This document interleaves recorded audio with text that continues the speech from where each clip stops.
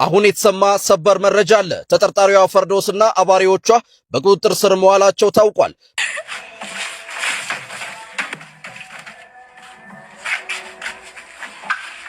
ማንነኝ ፈርዶስ በስሜ ማለት ደራደር እሺ ሰላም ተሳስተሽ አወራለሁ ብትይ ማለት ነው። ዛሬ እንደዚህ ፊትሽን አቀላልቼ ነው የተወኩሽ።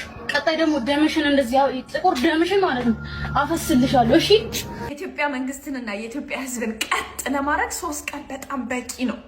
ዛሬ አዳማ ላይ ማፈሳ ያስጠላችኋል ማለት ነው። ይሄው የሁሉ መኪና 10 መኪና ምናምን መታፈሱ ይሁንሽ ችግር የለውም። ለሀገራችን አይደል እንዋጋው ችግር የለውም። ግን ለምንድን ነው ድሃ ብቻ የሚታፈሰው? አዳማ ከተማ የህዝብ አፈሳ ተጧጥፎ እንደቀጠለ ምንጮች ጠቆሙ። ስለ አዳማው አፈሳና ስለ መቀሌው ግፍ እስቲ እናውራ። ይኸውላችሁ ከዚህ በኋላ እኔ እንደዚህ ነብሽ ነው የሚሄደው። እንዴ እየተለቀምን አለቅን እኮ። ሰላም ለእናንተ ይሁን። እንደምን አላችሁ? እንደምን ቆያችሁ? ውድ የክብረ ተዋህዶ ሚዲያ ቤተሰቦች በያላችሁበት ሰላም እግዚአብሔር ከእናንተ ጋር ይሁን። አሜን። አምላካችን ስሙ የተመሰገነ ይሁን። በዛሬው ቪዲዮ እጅግ በጣም ወቅታዊና አስደንጋጭ አስገራሚም በሆነ ቪዲዮ ተመልሻለሁኝ። እንግዲህ አንዲትን ታዳጊ ሴት እንግዲህ በግፍ ሲደበድቧት፣ ሲያሰቃዩት፣ በደልና ጉዳት ሲፈጽሙባት በማህበራዊ ሚዲያ ከተላለፈ ወዲያ በጣም በህግ ይቅረቡ የሚል ከፍተኛ ጥያቄ በዝቷል። በዚህ ጉዳይ ሰይፉ ፋንታሁን በጣም ድንቅ የሆነ ትልቅ ነገር ሰጥቷል። እሱንም የሚያስመለክታችሁናል። እነሱዎች ምን ደረሱ የሚለውን እንመለከታለን። ምንድን የተፈጸመው የሚለውን እንዲሁም ደግሞ በተለያዩ ከተሞች ለጦርነት አፈሳ መጀመሩን እየሰማን ነው። እሱን የምንመለከተው። ሰብስክራይብ ለምንድን ነው የማታደርጉት? አሁን ማሩ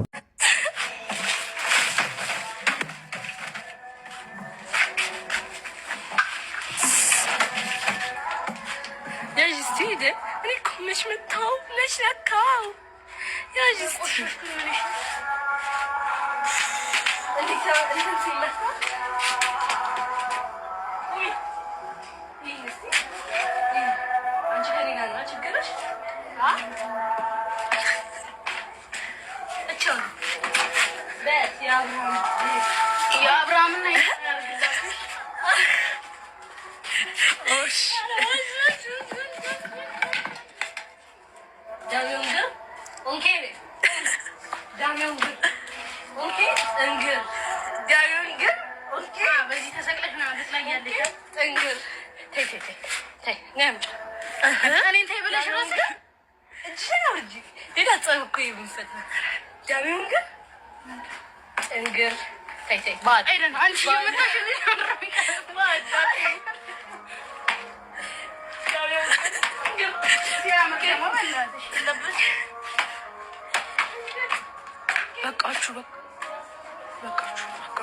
ልጆቻችሁን ከትምህርት ገበታ ላይ አንስታችሁ ወደ ሰራተኝነት ወደ ከተማ የምትልኩ ሰዎች ማለት ነው። ለእንደዚህ አይነት ህይወት ነው ልጆቻችሁን እየዳረጋችሁ ያላችሁ። እዛው እናንተ ጋር ሽሮዋን እየበላች ትምህርቷን ተምራ ወደፊት ህይወቷን ብታስተካክል ይሻላል። ለማንኛውም እነዚህ ልጆችን የምታውቁ አካባቢውን ቤቱን የምታውቁ ይሄንን ፎቶ ነው እዛ አካውንት ላይ ያገኘሁት። እነዚህን ሰዎች የምታውቁ ኮሜንት ሴክሽን ላይ ኢንስታግራም አካውንታችሁን አስቀምጡልኝ። ኢንስታግራም አካውንታችሁን አስቀምጡልኝ ስላችሁ ደግሞ የግል ጉዳያችሁን ይዛችሁ እንዳትመጡ። እዚች ልጅ መፍትሄ ለመስጠት ብቻ ነው የማናገራችሁ። እነዚህት ለስማቸው የሚጨነቁ የከተማ ጋንጊስተሮች።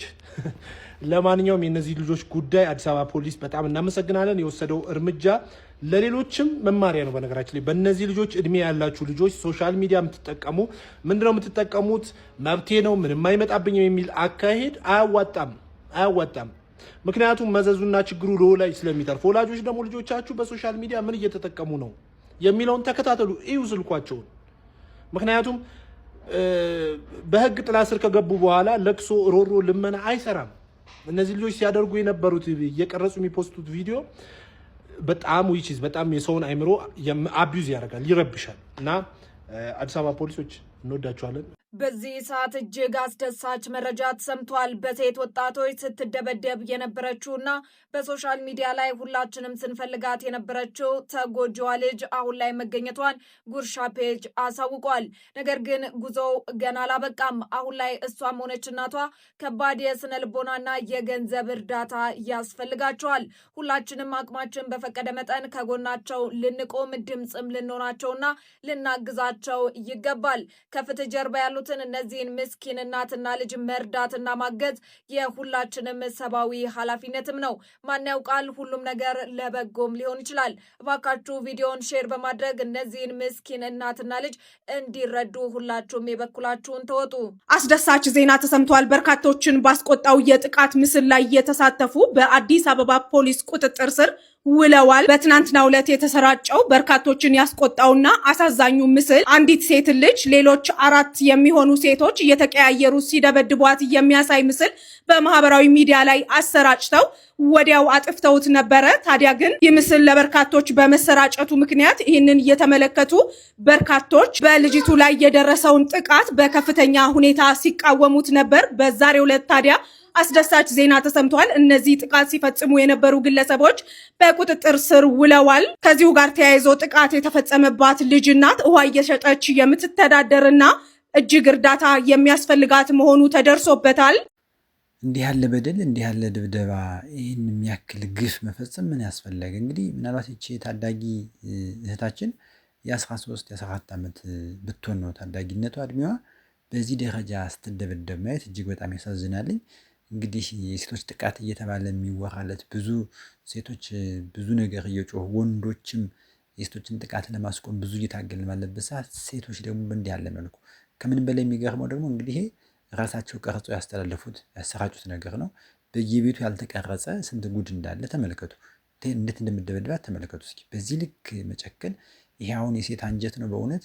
እንዲህ አይነትም እኮ ልብ ከሴቶች የለም። ብዙ ጊዜ እንዲህ ያለ ነገር አይጠበቅም እና ለሁለት ለሶስት ነው የተቀያየሩ ሲደበድቧት ያለ ምንም እረፍት ፋታ ሳይሰጡ ሲደበድቧት ትመለከታላችሁ። እና ይህ እጅግ በጣም ኢትዮጵያ ውስጥ እንደ ባህልም እንዲሁ በሃይማኖትም እጅግ በጣም ነውር ነገር ነው።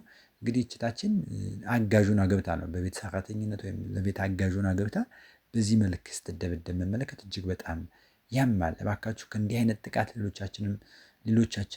ሌሎችንም ሴቶች ሰዎች መጠበቅ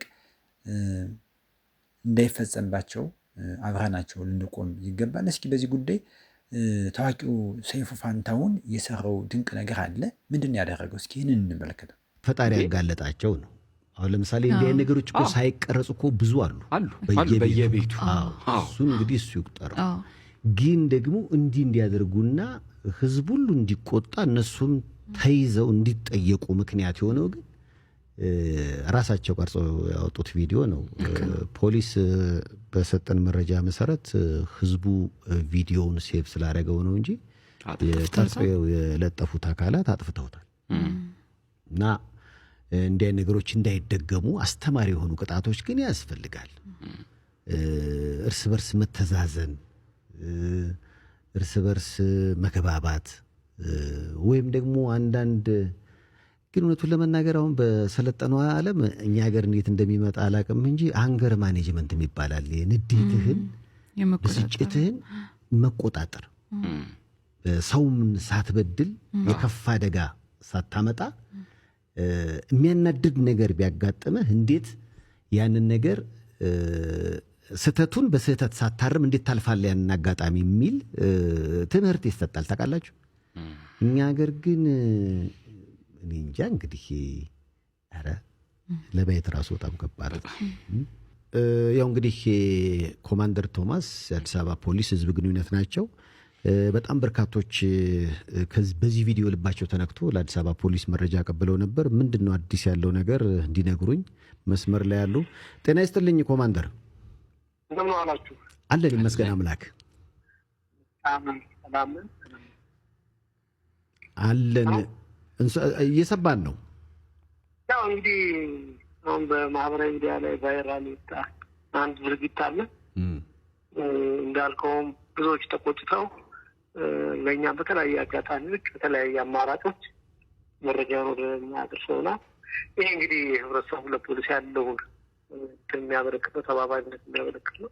ህገወጦቹም ላይ እርምጃ እንዲወሰድ ካለው ፍላጎት የተነሳ ነው። ይህን በጣም ሳናድንቅ አናርፍም።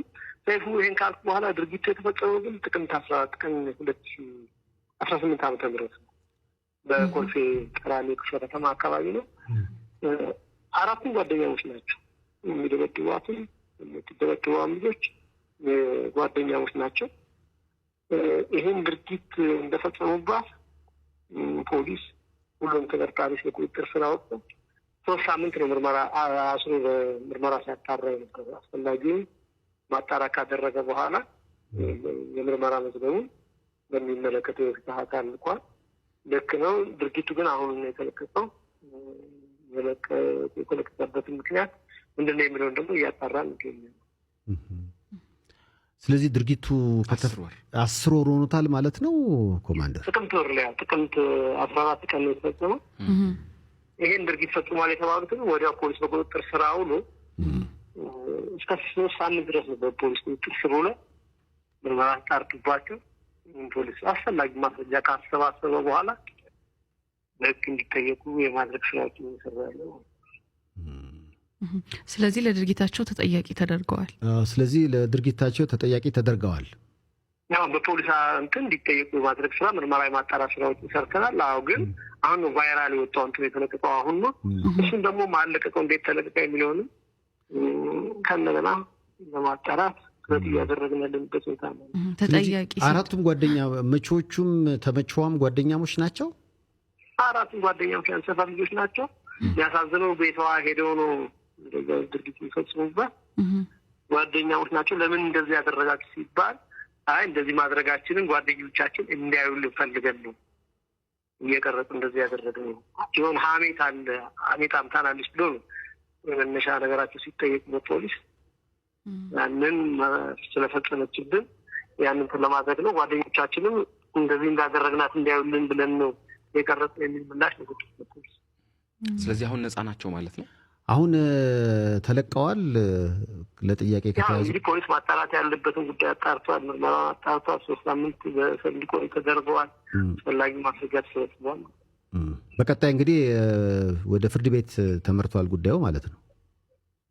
አሁን ምንድነው የሚሆነው እንግዲህ ያንን አቃቤ ሕግ ነው የሚወስነው ያለውን ነገር በተመለከተ የአቃቤ ሕግ ውሳኔ ይሆናል። ክስ ማስመስረቱ አይቀርም። ውሳኔው እነሱ ጋር ይሆናል ማለት ነው። እንግዲህ ብዙዎች ነው አዲስ አበባ ፖሊስ እንደተለመደው እንግዲህ ጥቆማ ሲደርስ ፈጥኖ በማንቀሳቀስ ለዛ ምላሽ ለመስጠት ጥረት ያደርጋል። ኮማንደር ቶማስም የብዙዎች ጥያቄ ነበረ። እኛ ከገባንበት ደቂቃ ጀምሮ ባካችሁ፣ ምክንያቱም ቪዲዮውን ካየን በኋላ መተኛት አልቻልንም የሚሉም ሰዎች ነበሩ።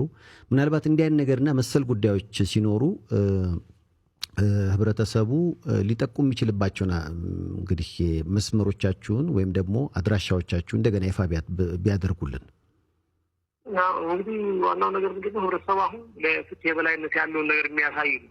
እዚህ ነገሮች በዚህ አይነት ህገወጥ ድርጊቶች መወገዝ አለባቸው፣ አጥፊዎችን መጠየቅ አለባቸው የሚል እምነት ይዞ ነው እነዚህ መረጃዎች በተለያዩ አማራጮች ለእኛም እንዲደርሱ ያደረገው አካላት አሉ። በተለያዩ ማህበራዊ ሚዲያዎችም ላይ የተመለከትን ነው። ሰዎች በህግ አግባብ ተጠያቂ ሆኖ ማየት እንፈልጋለን የሚሉ ነገሮችን እያነሱ ያሉት ትክክለኛና ተገቢ ነገር ነው። ሰይፉ ፋንታሁንን በቅድሚያ ከልብ እናመሰግናለን። ትክክለኛውን መረጃና የህግ ሂደቱን እንዲሁም የፍትህ አሰጣጥ ሂደቱን በግልጽ ከአዲስ አበባ ደግሞ ጉዳዩን ከያዙት የህግ አካላት ባለሙያዎች ጋር ደውሎ በዚህ መልኩ በቀጥታ መረጃውን ለህዝብ ስላካፈለ በእውነት ትልቅ አድናቆት ይገባዋል። ይህንን የፍትህ ኃይሉን ስርዓት አጋልጧል ማለት ነው። በተለይ ደግሞ የእነዚህ ወንጀለኞች በዚችታችን ላይ የፈጸሙትን በደል አጋልጧቸዋል። በዚህ ልክ በህዝብ በሚያውቀው ሚዲያ ላይ በይፋ ምን እንዳደረጉ ምን እንደተከናወኑ ደግሞ የተሰጣቸው የፍትህ ሂደቱና ምን እንደሚመስል በግልጽ ማለት ነው። እንግዲህ ተይዘዋልኝ ታስረዋል እንዲህ የሚሉ ነገሮች ጥርት ባለመልኩ ሰይፉ ፋንታሁን እንደሰማችሁት እውነታውን መረጃውን እንግዲህ ከምንጩ አጋርቷል ማለት ነው። ይህ በጣም ድንቅ ስራ ነው። ምክንያቱም ለፍትህ አካሄዱ ሰው በርካታ ሰው ይህን ቪዲዮ ከተመለከተ በኋላ ፍትህ ጠይቋል ማለት ነው። በህግ ቁጥጥር ስር እንዲሆኑ ሲጠይቅ ነበር። ይሄ ሆኗል ማለት ነው። እናንተ በዚህ ጉዳይ ላይ ምን ይሰማችኋል? ሰይፉ ያደረገው ድንቅ ስራ ነው። እናንተ የሚሰማችሁ ነገር የፍትህ አካሄዱና የታሰሩበት ወይም የተሰጣቸው እርምጃ በቂ ነው? ተመጣጣኝ ነው? ምን ይሰማችኋል? እስቲ ሀሳብ አስተያየት በዚህ ጉዳይ ላይ እንወያይበት። ምን ይሰማችኋል? ፍትህ ተገቢ ነው? በዚህ ልክ ነው እንግዲህ ባደረሱባት በደል ልክ እንግዲህ ከሀሜት ተነስቶ ማለት ነው ሀሜት አምታናለች በሚል ምክንያት እነሱ ስንቱን ሲያሙዩ አሉ።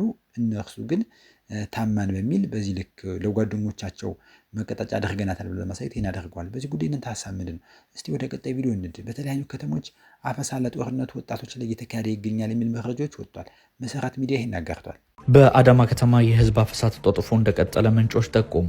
ከትናንት በስቲያ በአዲስ አበባ እየተከናወነ ስላለው የወጣቶች አፈሳም መሰረት ሚዲያ መረጃ ካጋራ በኋላ በርካታ ተከታታዮቻችን በሰጡን ጥቆማም አፈሳው በአዳማ ከተማ ታይቶ በማይታወቅ ሁኔታ እየተከናወነ እንደሆነ ጠቁመዋል። በከተማው መታወቂያ ያላቸውም ሆነ የሌላቸው ሰዎች እየታፈሱ እየተወሰዱ እንደሆነ የታወቀ ሲሆን ምንም የስራ እንቅስቃሴ በጠፋበትና ኑሮ በከበደበት በዚህ ወቅት ተንቀሳቅሶ ሰርቶ የተገኘውን ለቤተሰብ ይዞ መግባት ብዙዎችን ለአፈሳ እያጋለጠ እንደሆነ ታውቋል። የአፈሳው ነገር ከባድ በመሆኑ ብዙ ሰው በፍርሃት ራቡን ተጋፍጦ ከቤት ከመውጣት እየታቀበ ነው ያሉን አንድ የከተማው ነዋሪ በርካቶች ቤታቸው ተቀምጠው ይገኛሉ ብለዋል። ሌላ አስተያየት ሰጪ ባለሀብት ደግሞ በአዳማ ከተማ ከሚገኝ አንድ ፋብሪካቸው 10 ሰዎች በጸጥታ አካላት በትላንትናው ዕለት ተይዘው ተወስደዋል ብለዋል። መሀል አዳማ ላይ ሰሞኑን በተለይ ባሳለፍነው ቅዳሜና እሁድ ከመንገድ ላይ በርከት ያሉ የታጠቁ የመንግስት ሚሊሻዎች ያገኙትን ሰው እያፈሱ እየወሰዱ እንደነበረም ታውቋል። በጣም የገረመኝ የኢንዱስትሪ ፓርክ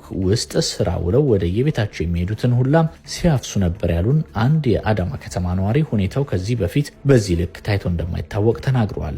የከባድ መኪና ሾፌሮችና ረዳቶችን ጨምሮ በርካታ ወጣቶች እየታፈሱ ለውትድርና ስልጠና እየተወሰዱ መሆኑን የሰማን ሲሆን በጊዜያዊነት ከታጎሩባቸው ቦታዎች መካከል አዳማ ቀበሌ 16 ብራዘርስ ብስኩት ፋብሪካ አካባቢ የሚገኝ የግለሰብ መጋዘን አንዱ እንደሆነ ታውቋል። በዚህ አፈሳ ዙሪያ እስካሁን በመንግስት አካላት የተሰጠ ማብራሪያም ሆነ መግለጫ የለም። አንዱ የሚሞትላት አንዱ እግሩን ዘርግቶ የሚበላባት ሀገር መሆን የለባትም። አፈሳን በተመለከተ ባለፈው እንግዲህ አንድ ቪዲዮ ሰርቼ ለወጣቱ ያለኝን መልእክት አስተላልፌ ነበረ። አሁን ደግሞ አፈሳውን እያካሄዱ ላሉ አካላት መልእክት ማስተላለፍ ፈልጋለሁ። እንደምንሰማው ከሆነ አፈሳው ወጣቱን በግዳጅ ወታደር ለማድረግ የሚደረግ እንቅስቃሴ ነው። በግልጽ በኢትዮጵያ ሕገ መንግስት እንደተቀመጠው ማንኛውም ዜጋ ወንጀል ፈጽሞ እስካልተገኘ ድረስ አካላዊ ነፃነቱ የተጠበቀ እንደሆነ የኢፌዴሪ ሕገ መንግስት ይደነግጋል። ይህንን ስታደርጉ አጌንስት ሕገ መንግስት እየሄዳችሁም እንደሆነ ማወቅ አለባችሁ። ሁለተኛው ግን አፍሳችሁ የወሰዳችሁት በግዳጅ ወስዳችሁ አሰልጥናችሁ የምታሰማሩት ወታደር የሀገር ፍቅር ይኖረዋል ወይ? ለዚች ሀገር በፍቅር ይዋጋል ወይ? ይዋደቃል ወይ? እንደዚህ አይነት ፍላጎት ይኖረዋል ወይ? ሀገር ማለትስ ለእንደዚህ አይነት ወታደር ትርጉም ይኖራታል ወይ? ማለት ወታደር መሆን አይፈልግም፣ በግዳጅ አፍነው ወስደ ወታደር አደረግከው። ይሄ ሰውዬ እንዴት ነው በሀገር ፍቅርና በጀግንነት ሊዋጋና ሊሰዋል የሚችለው? አይችልም እኮ። ውትድርና የሚጀምረው ከሀገር ፍቅር ነው። አንድ ሰው ወታደር ለመሆን ሲወስን መጀመሪያ ውስጡ ላይ የሀገር ፍቅር ሊኖረው ይገባል። ከዛ በኋላስ በውትድርና ሀገሩን ለማገልገል ፈቃደኛ ሆኖ በህጋዊ መንገድ ተመዝግቦ መግባት አለበት።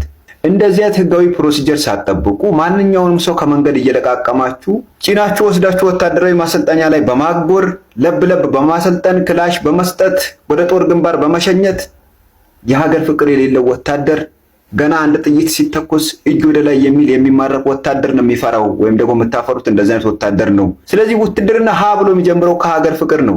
ከእናንተ የሚጠበቀው ዋና ስራ ምንድን ነው? ሀገራዊ ፍቅርን የማስረጽ ስራ መጀመሪያ ስሩ። ወጣቱ እንደማንኛውም የስራ ዘርፍ ውትድርናን መርጦና ወዶ እንዲገባ እንዲወደው አድርጉ። ውትድርናን ከሚዝናናበት ከመንገድ ላይ ከተለያዩ ቦታዎች አፍናችሁ ወስዳችሁ የምታሰለጥኑትና የምታሰማሩት ወታደር የሀገር ፍቅርም የለውም፣ በጀግንነትም አይሰዋም፣ በጀግንነትም ለሀገር አይዋደቅም። ስለዚህ መጀመሪያ እኛ ወጣቶች ላይ የሀገር ፍቅር እንዲኖረን ስሩብን፣ ሀገራችንን እንድንወዳት ስሩብን። ፕላስ ደግሞ የባለስልጣናቱም ልጆች ከወጣቱ ጋር እኩል ውትድርናን ይሰልጥኑ፣ ወታደር ይሁኑ፣ ለሀገር እኩል ያገልግሉ።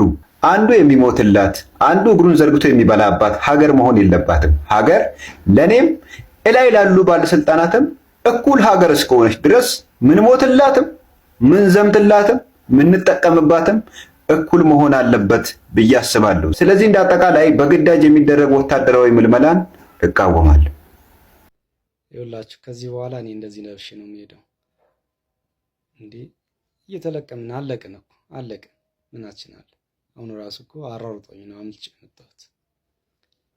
እና ወጣቶችን የምላችሁ ነገር አትፍሩ። ምንድን ነው መፍራት? በቃ ለሀገራችን እንዋጋለን፣ እንሞታለን። እንዴ ዝም ብሎ ወድቆ መሞት አለ አይደል እንዴ? ለሀገራችን እንዋጋለን፣ እንሞታለን። ምንም መፍራት እኮ አያስፈልግም።